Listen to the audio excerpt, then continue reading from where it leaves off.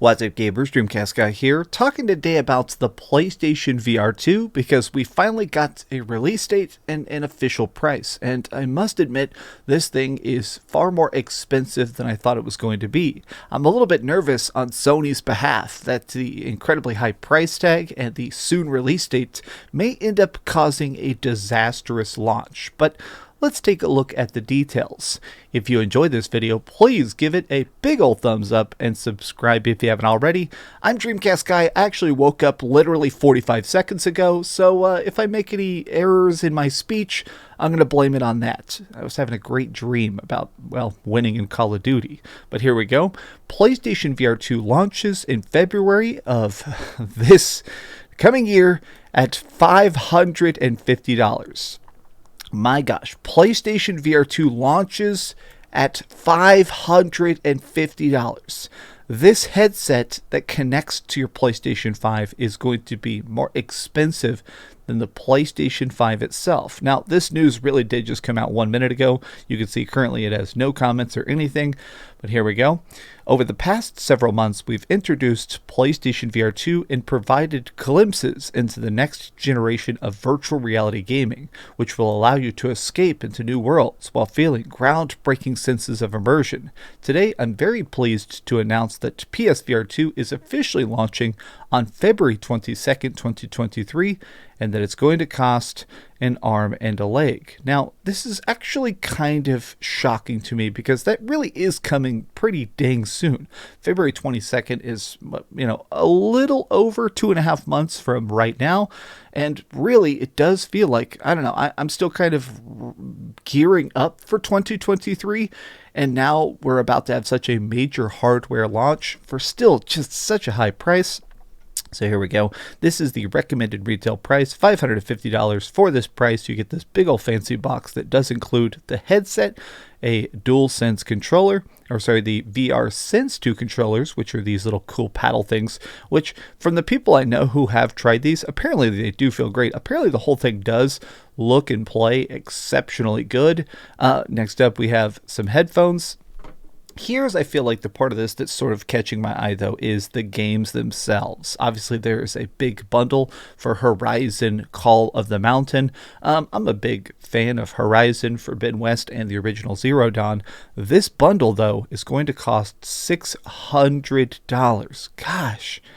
Man, it doesn't even have a different... I wish I had like a color palette swat or something instead of just being the exact same thing, but with a probably game code included in the box. You can also get a VR2 Sense Controller charging station for $50. My gosh. The standalone games, including Call of the Mountain, will also be available for pre-order starting this month. More details will be provided at a later date. So we're going to be able to pre-order all of this very, very soon. During this initial launch phase for our next-gen headset, players in the US, UK, France, Germany, blah, blah, blah, blah, blah, you'll do it all through the PlayStation Store called PlayStation Direct. Pre-orders begin on November 15th. So, wow.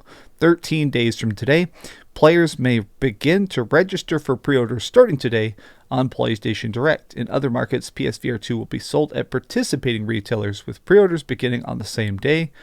Man, this is the part, though, that I feel like is the most important. The actual specifications. Okay, so the display method, OLED. Panel resolution is 2K per eye. Wow, okay, that is pretty nuts. Panel refresh rate, 90 Hz or 120 Hz. Wow. Okay, I'll admit this is kind of bonkers. Lens separation is adjustable, which means like being able to adjust not just on your eyes, but being able to set it up so it looks a little bit different and helps you see the games. Field of view is approximately 110 degrees. Sensors, 6-axis motion sensing, okay, cameras, 4 cameras for headset and controller tracking, IR tracking, feedback, vibration on headset, interesting, communication with PS5, USB-C, audio built-in microphone, output, interesting. So honestly, this is, just by these specs right here, I'm actually kind of blown away. $550 is incredibly expensive, but I mean, I hate to say it, with these kind of numbers, these specifications, the cost makes sense. I'm still just always worried about that upfront, investment. Like a lot of times if I'm buying something, I'm worried as a guy who does not play a ton of PlayStation VR. Like I have the original PlayStation VR headset. I never really played it that much. It was cool to play like Tetris Connect and Moss and stuff like that, occasionally to do a space game or a racing game. But like for a cost that is literally higher than my PlayStation 5, and I do play my PlayStation 5 almost every single day, I'm still kind of worried about how many people are really going to jump into this. Like when it comes to any sort of console launch, which is sort of what I bet Sony is sort of thinking about this as, you have to worry about how many people are going to buy the system, to buy the games, to make it profitable and successful so we get more of it. That means just the average person, just a random dude who is curious about PlayStation VR2 is buying the $500 console, the $550 headset, and probably the $50 charging station and at least one game. That means just without even going too deep into taxes, you're probably going to be paying $1,100 to play at the very least your first game. Is that a profitable endeavor? Can that really be maximized? I mean, that's going to be the billion-dollar question. Sony has been pretty intelligent with how they move stuff around. I do think that what's going to end up being the most successful are the full-blown games, the full-blown things that are going to actually push the boundaries beyond just your typical PlayStation 5.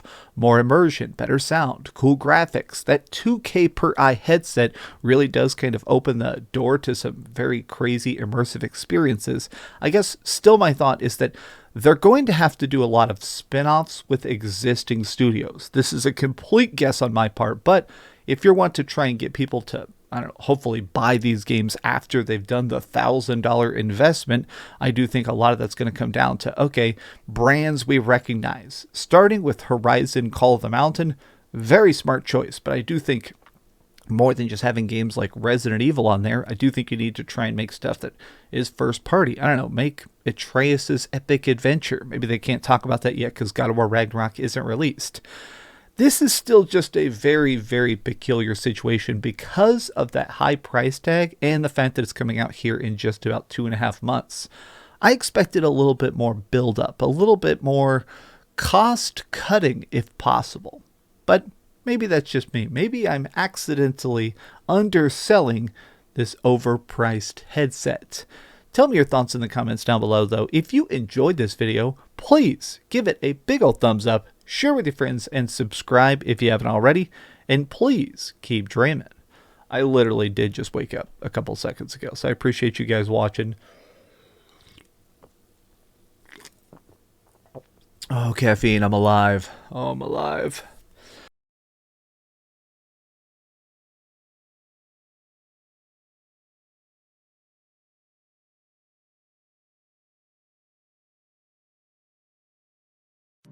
Thanks so much for watching that video. If you want to see something else, you can always click this link to see what I put up last, or, subscribe and see what's coming up next. Also, I promise that whatever I do, it'll try not to suck.